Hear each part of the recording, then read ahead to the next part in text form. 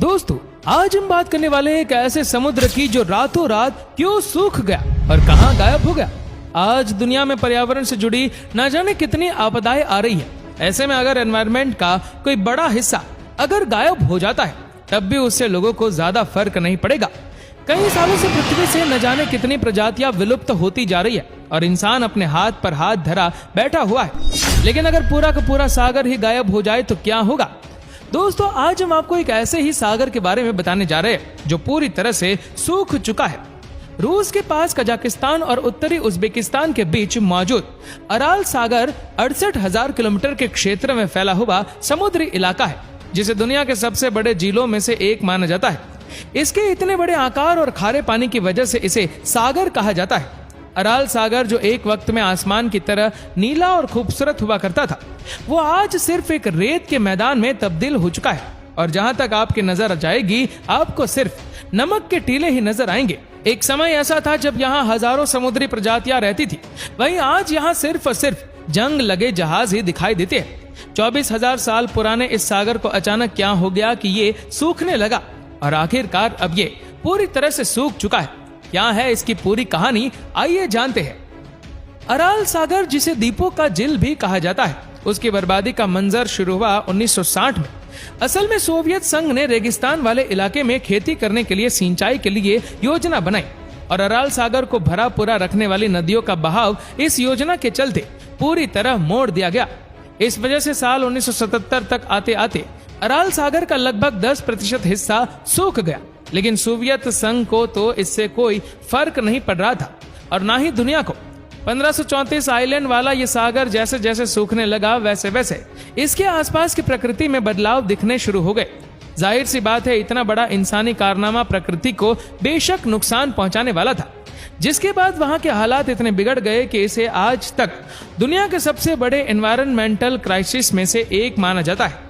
एक समय ऐसा भी था जब रेगिस्तानी खानाबदोशों ने अराल सागर के पास अपना घर बसाया और इनका एकमात्र सहारा बना अराल सागर, जिसमें ये मछली पकड़कर अपना जीवन यापन करते हैं और वहीं इनका रोजगार होता था। लेकिन अचानक से पूरा का पूरा समुद्र सूख जाने से इनकी जिंदगी भी बदतर हो गई। अगर डिटेल में समझे तो साल 1960 की शुरुआत में जो नदियां अराल सागर को सींचती थी, उन्हें डाइवर्ट करने का फैसला सोवियत संघ ने ले लिया। सोवियत संघ ने इस सिंचाई योजना को चावल, खरबूज और कपास की खेती करने के लिए शुरू किया था। लेकिन सोवियत संघ का असल मकसद तो कपास के जरिए से मुनाफा कमाना ही था। सोवियत संघ यही चाहता था कि उसका कपास उद्योग बढ़े और शुरुआत में हुआ भी ऐसा। 1988 के दौर में उज्बेकिस्तान दुनिया का सबसे बड़ा कपास एक्सपोर्टर देश बन गया। आज भी उज्बेकिस्तान कपास एक एक्सपोर्टिंग करता है और ये उद्योग उनकी अर्थव्यवस्था के लिए काफी जरूरी है।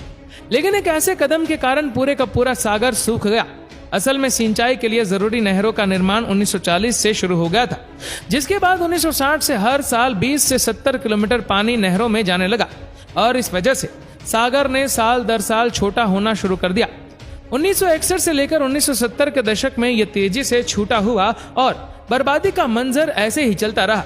लगातार सूखने की वजह से यह सागर 4 भागों में बंट गया, जिसके बाद 1960 से 2000 के बीच सोवियत संघ ने नहरों में जाने वाले पानी की मात्रा दुगनी कर दी। इस वजह से सागर में एक बूंद भी पानी नहीं जाता था। सिंचाई योजना की शुरुआत से पहले अराल सागर का लेवल समुद्र के लेवल से 53 मीटर पर स्टेबल था, लेकिन 2009 तक इसका साउथ ईस्ट हिस्सा पूरी तरह से सूखकर रेगिस्तान बन गया। साथ ही साथ साउथ वेस्ट वाले हिस्से में सिर्फ पानी की पतली पट्टी रह गई। साल 2010 के आने तक इतना बड़ा अराल सागर 40 मीटर में सिमट कर रह गया। सोवियत संघ को सागर के सूखने से कभी भी कोई मतलब नहीं रहा। उन्होंने तो ये तय कर लिया था कि 1964 तक ये सागर पूरा का पूरा सूख जाएगा, लेकिन कजाकिस्तान ने ऐसा नहीं होने दिया और सागर को बचाने का बीड़ा उठाया, जिसके बाद उन्होंने एक डैम का प्रोजेक्ट शुरू किया, जो कि साल 2005 तक बनकर पूरी तरह से तैयार हो गया, जिसने नॉर्थ और अराल सागर को लगभग सूखने से बचा लिया। इस योजना का सफल होना तभी पता चल गया जब 2008 में पानी का लेवल 2003 की तुलना में 12 मीटर तक बढ़ गया। साथ ही साथ पानी में जो सॉलिडिटी कई मात्रा बढ़ती जा रही थी, वो भी अब कम होने लगी थी, जिस वजह से मीठे पानी की लगभग 24 प्रजातियां सागर में वापस आने लगी।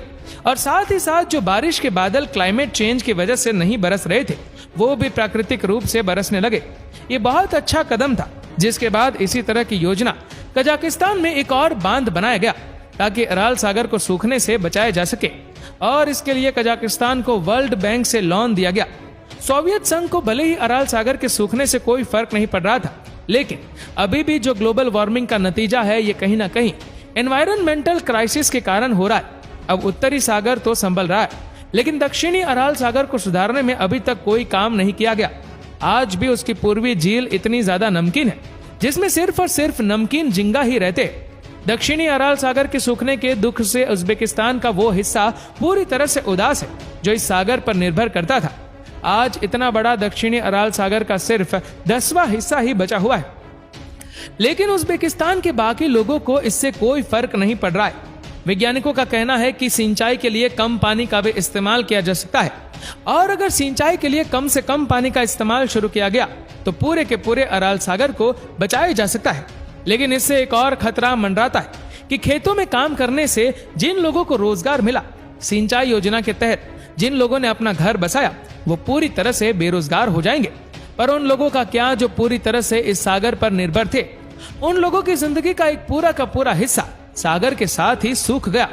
अब ना ही उनके पास करने के लिए मछली का बिजनेस बचा है, ना ही जिंदगी की कोई आस।